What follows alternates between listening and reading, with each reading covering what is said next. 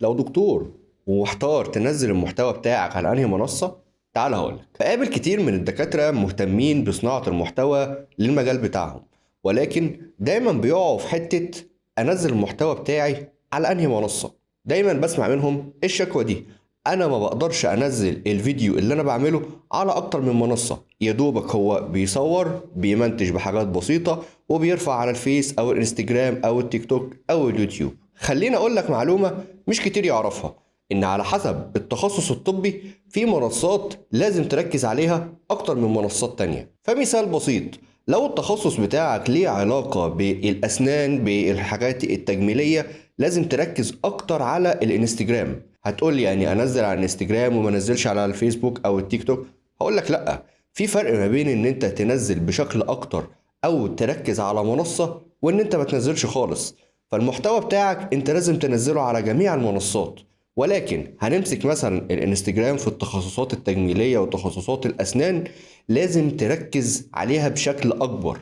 تنزل كل يوم ستوري، تنزل كل يوم ريل، تنزل كل يوم حالة قبل وبعد. طب يا ترى السر في ايه؟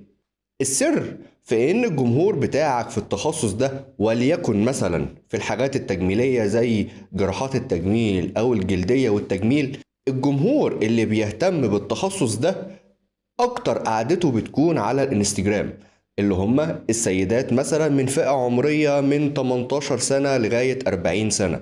دول بيكون اكتر وقتهم وبيهتموا اكتر بالانستجرام عن الفيسبوك مثلا. وبرضو على حسب انت المحتوى بتاعك معمول ازاي، هل معمول بشكل سريع ولا معمول بشكل احترافي.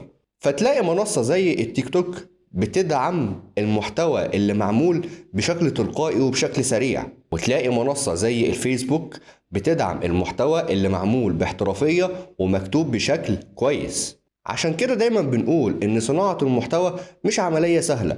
اي نعم هي مش عملية معقدة، ولكن في رولز لازم نمشي عليها علشان تقدر تستفيد منها اكبر استفادة. فلو انت كدكتور محتار تشتغل على انهي منصة اكتر من التانية، ابعت لي هقولك.